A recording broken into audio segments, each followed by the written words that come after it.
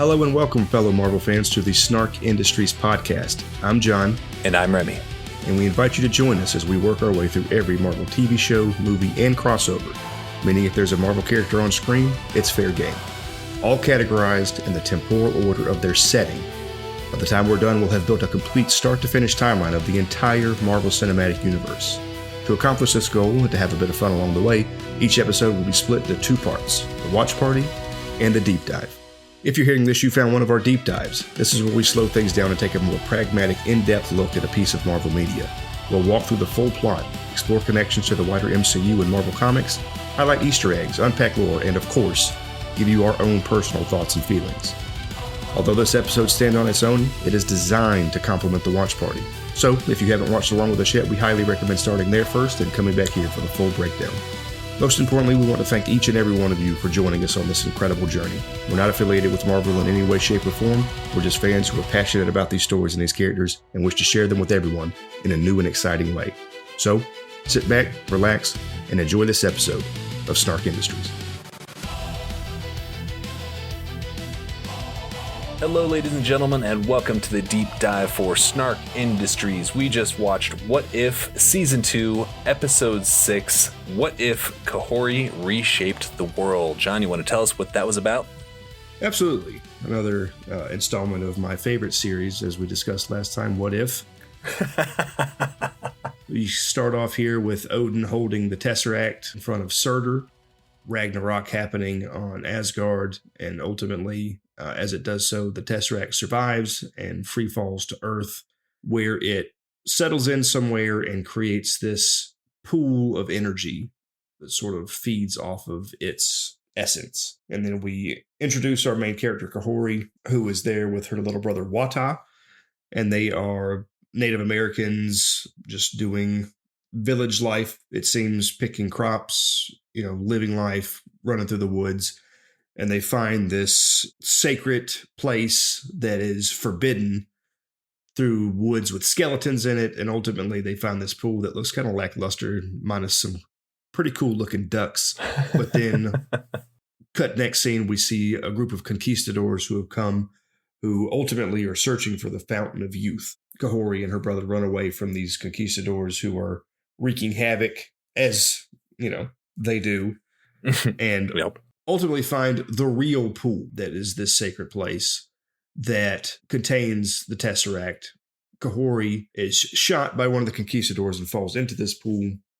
And in doing so, instead of dying at the bottom of a watery grave, is transported to what they call the Skyland, in which case she finds this whole tribe of ultimately her ancestors who had made this same passage through and have realized in this new land a plethora of powers and abilities, not least of which is immortality, it seems like. No aging, no dying, even through things that would kill normal people that we see as they fall from great heights and get stampeded over by a bunch of very cool looking beasts covered in gem fruit.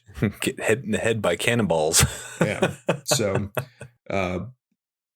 but she adopts this power, but realizes and says that this land, this sky world, is not a paradise, but a prison.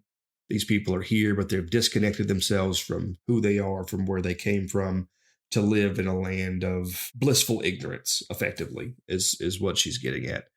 And she realizes that her people are still in danger from the conquistadors and gives an impassioned speech, which doesn't seem to work as she returns back to her tribe and attempts to stop the conquistadors who are leaving to return to Spain, who've captured a lot of them, probably killed others, and holds her own pretty good on the beach. And as you say, ultimately, under a barrage of cannon fire, is not able to stop all of the cannonballs and gets clocked in the noggin with one of them.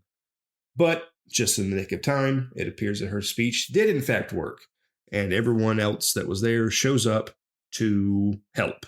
And we see a scene of a lot of Native Americans zipping all over ships and knocking these conquistadors out. Jumping around like little fleas. Like little fleas. And destroying these ships and killing the conquistadors and freeing their people. And then the episode ends where Kahhori and everyone else step through a portal that she has obviously created to speak to the Queen Isabella herself, and removes her from her throne and destroys it. And basically, this is how we, as the title says, see Kahhori reshape the world. So obviously, Well, and then at the very end, there's a little something too. Oh, yes, of course. Doctor Strange does appear and says, "I've been looking for you." Seems important. Yeah. So ties in a little bit there with that, what he's doing there, exactly what he's looking for her for. Not clear at this juncture, but yeah. I'm sorry, I did forget that little tidbit, but perhaps is relevant for some future project. But yeah, so I mean, with a breakdown like that and everything, we talk about how this ties into the MCU in general, like the other what ifs. It only kind of does because it is a what if scenario. Branch universe. Interesting, yeah, branch universe. Interestingly enough, we do see, and it probably is important that you mention it, with Doctor Strange coming, does that somehow bring her to tie her back in to the main universe later, or is he part of her what if arc? I do believe that was the evil version of Doctor Strange that we'll be introduced to later. Well, we were introduced to in season 1. Since we're watching them temporally, we haven't actually been introduced to him yet. Well, I suppose that question is maybe answered on its own. So, but in either case, they don't show us in this episode, so it is a bit of a toss-up and mystery. Right. This could still be a standalone, in which case that is what these what-ifs are for, I would say. So, as I said, they don't really tie in any sort of practical sense to the MCU at large. But how about comic books? Comic books is actually kind of interesting because we don't tie a whole lot to any comic roots, but Kahhori being a brand new invention for this show, this episode specifically, was so well received that she actually became a character in 2024 in a publication called Kahhori Reshaper of Worlds #1 in November of 2024. So kind of cool that the episode of TV that I know you weren't huge on, but the episode of TV that created this character and this whole world, we now have this character in the comic 616 universe. That is very cool. Kind of neat that it was able to kind of reverse the flow of the narrative. Yeah. But other than that, nothing huge. Just, a Watu. As far as Easter eggs, I didn't see a whole lot. I was keeping my eye out and nothing really grabbed me. Did you catch anything I might have missed? It was pretty cool to have Surtur and Odin there at the beginning and see kind of Ragnarok take place as it would have happened if the events of the Thor Ragnarok movie didn't go down, I would say, that led to this what if scenario. I thought that was interesting. I don't know if I'd really call that an Easter egg since it was front and center as an introduction to the episode, but still cool. Right. So what'd you think overall? Overall, I did like this episode. I'm not a huge fan of what ifs, as I said before, and I'm sure I'll say a lot of other times as we go through these.